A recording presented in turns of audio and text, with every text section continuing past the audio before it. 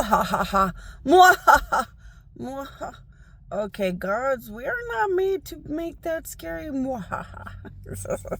Okay, at least not in this thing, huh? It's like the difference between my good God looks and my evil God looks. In a good God look, you build the throat to be real kind of pretty, like oceans and oceans of beautiful voice reality that tells the story of the past, present, future, all kinds of fun things that you build when you're a good God. When you're an evil God, you build your life and death, your hardcoreness, your utter overloaded magnitudes, fighting in death for what's good and right. And you put that in here and it sounds real creepy when you do things.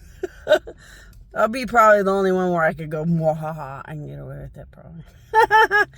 I used to sit here at night, and they have noticed that I don't sit here in the middle of the night anymore, and they're kind of bummed out. So that's another thing I've learned. I have learned that when I sit in an area for a while, and then I stop sitting in the area, the ones that were absorbing my powers, they start to realize that they were receiving the power of God. And when I don't sit there and sit there and sit there, life turns back into life. Kind of like a magic pumpkin movie. Like a movie where the magic fairy genie lady, or no, fairy godmother. Yeah, she's like a fairy godmother normally, huh? And she makes a magic pumpkin. Oh, it's the Cinderella movie. Yeah, it's like a magic pumpkin thing inside of their brain. Inside of their brain, it's kind of like the Cinderella movie. When I sit and sit and sit, they absorb the power of God from my existence.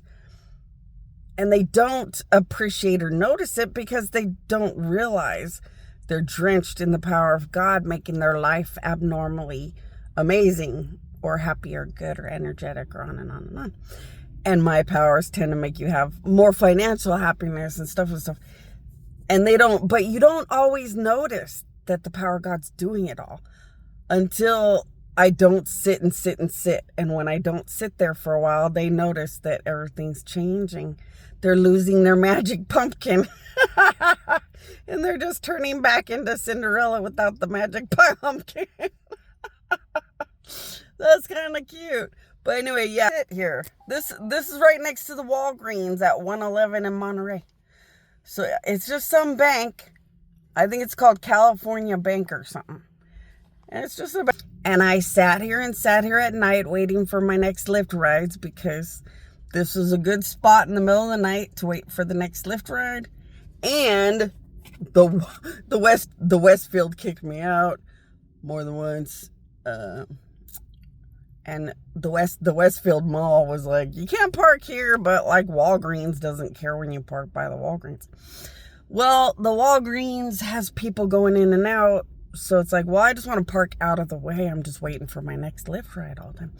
Well, over here by this bank, when it's really weird hours or really late hours, so when it's really late at night, nobody parks over there. So you can park over there, wait for the next Lyft ride, and you're not getting in the way of the Walgreens customers.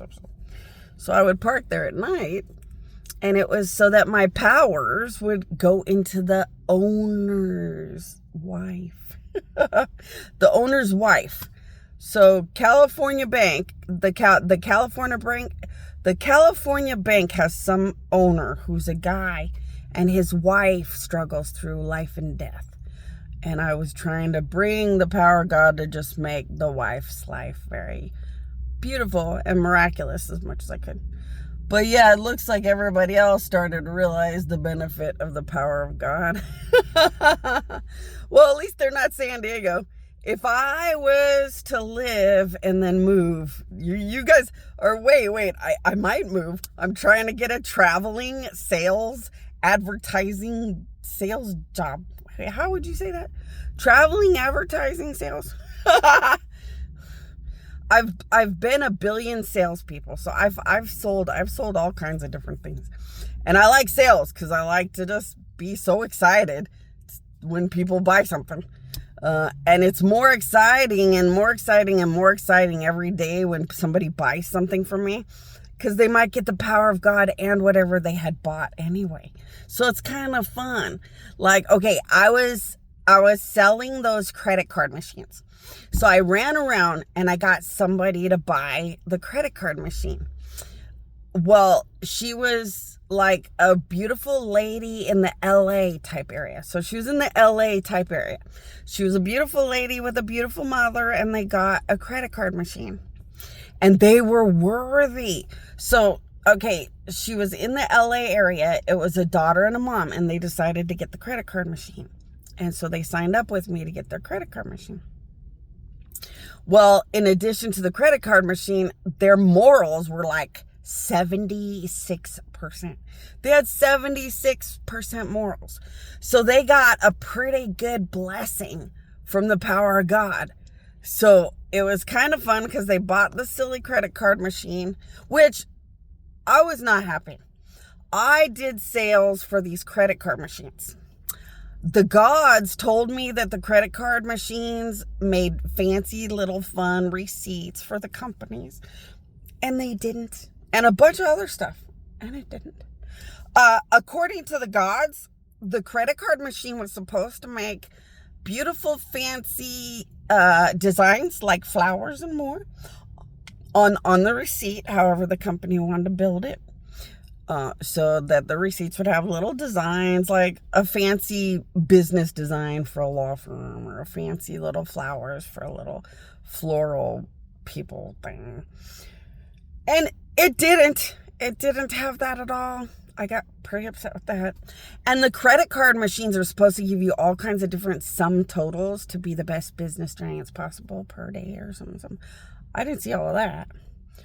And those credit card machines, the way the gods said they were supposed to build the credit card machines. The credit card machines were supposed to do like helpful financials to help with taxes and stuff like that. I didn't see any of that in these damn credit card machines. So I was a little upset that I took these jobs, excited about these big rewarding credit card machines, and I didn't see it. Plus, they were supposed to get some kind of fun perk or benefit for staying with certain companies. I didn't see that either. So I got kind of upset working for credit card companies because they seem to be fly-by-night shady and did not make what the gods wanted. So I got upset and stopped working for them, which sucked because it was really fun to sell those kind of things. It's really fun to sell things, because if they are morally worthy, I get the sale and they still get some power of God too. Speaking of that LA family, not every credit card machine I sold received the power of God. They had to be worthy, but as long as they were worthy, they order whatever they're ordering from me and they get the power of God. Like, how can you beat getting the power of God and whatever product or service, you wanted anyway? Like, you can't beat that. But I didn't feel good about selling the credit card machines. I didn't feel good about myself. In the end, they didn't make the machines exactly the way the gods wanted. That didn't make me feel good about myself. But I thought, but they are fun jobs. So I tried to apply again, but then I thought, no, I just can't feel good about myself. I'm going to be afraid it's some stupid machine and some stupid company. I'm not going to do it. So then, other than the credit card machines, what was the funnest job? Advertising and sales. So yeah, I'm not looking for a hard job where you got to cold call on overload, start from nothing on overload, pass out business cards for years on overload till it pays off. So have I done that? Yeah. I've done the part where you want to be gung-ho and you want to start with labor at 1,000 palms at 0 and work your butt off, passing out letters and cards until it's sickening, and calling people and bothering people until it's sickening. And then, you take 1,000 palms from 0 to the giant they became, and you learn. I'm a god. I don't want to do it the hard way no more. But did I do it the hard way? As a salesperson from nothing all the time, bashing on everything to get some more. Yeah, but like it ain't. I'm a god. I want to retire. So I'm looking for a job where if I do good, it's that fun and easy. You know, what do they call those? A job where it feels like you never went to work a day in your life. I'm just looking for something like that. So if it wasn't a credit card, the credit card machine was small, stupid, and silly, but so fun. But I couldn't be proud. Those machines were not what the gods had wanted, so I didn't feel proud of that when I found out. You know what? So advertising sales. You know you can believe in somebody as long as their magazine is beautiful, their company is a beautiful company. The advertising is usually exactly whatever picture the companies want to sell, whatever they're trying to sell, or advertise themselves for whatever it is they sell or do. So, like, you can't go wrong. You would totally feel good about yourself trying to sell and sell and sell that. You just got to make sure it's a good company and good magazine. Because the ad is, you know, what they buy is the ad they see, is the ad they wanted. So, I might have to leave. So, I think we should talk about this. When I left San Diego, it was devastational. They had no idea they were living off the power of God.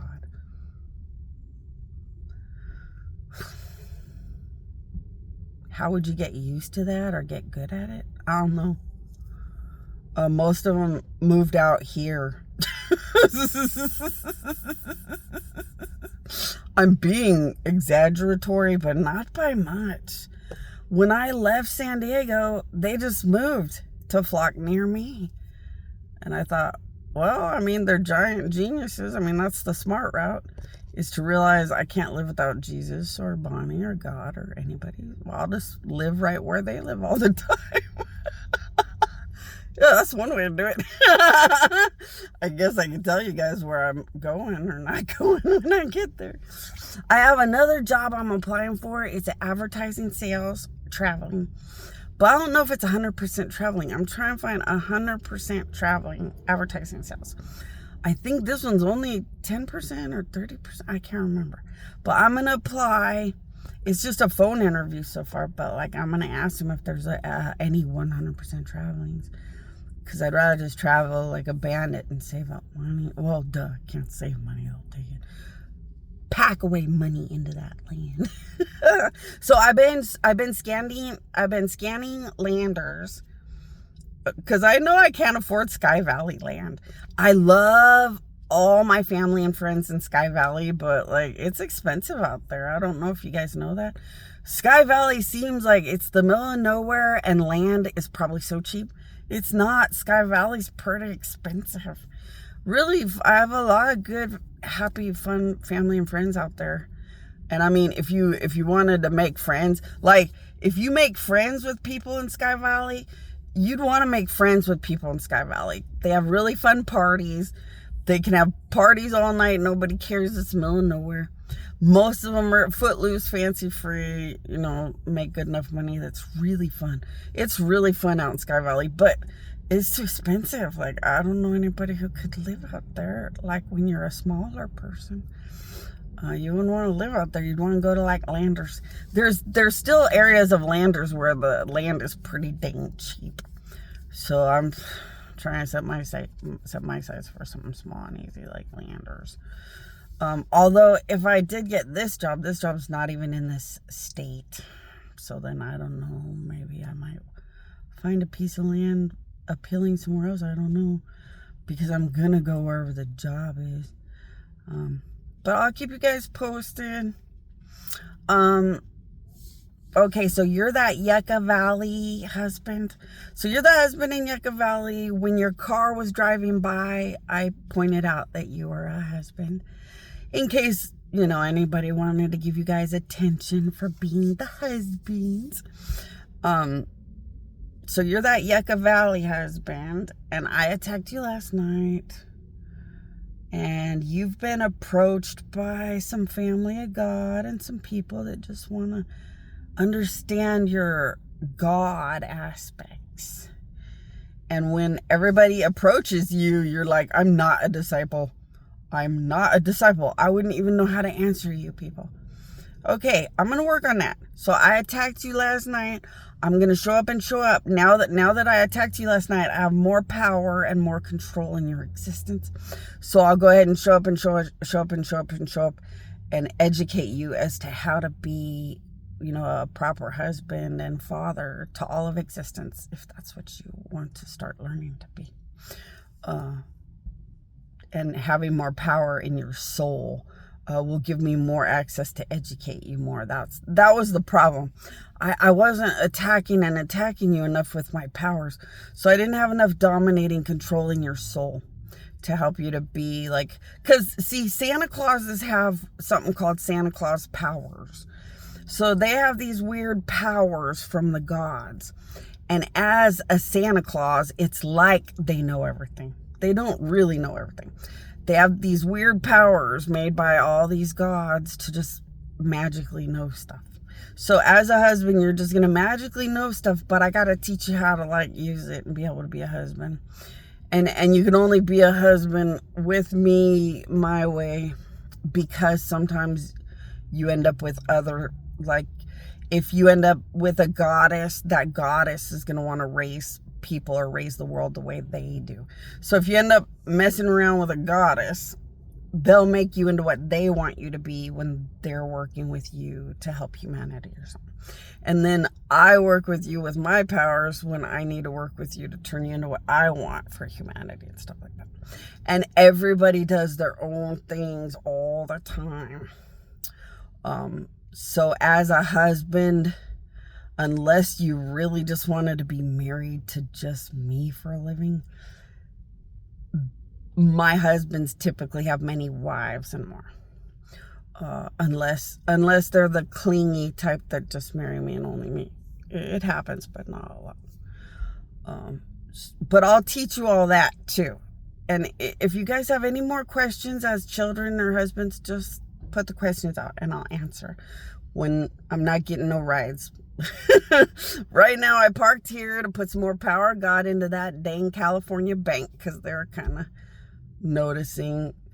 See, they don't realize. They notice that I park at night. And now they're noticing that I don't park at night. They don't realize that they're noticing I don't park at night right next to the bank anymore, because they're not absorbing the power of God and living in all the benefit anymore. They don't get it. They just realize that for some weird reason, they notice that she hasn't parked at night in a while.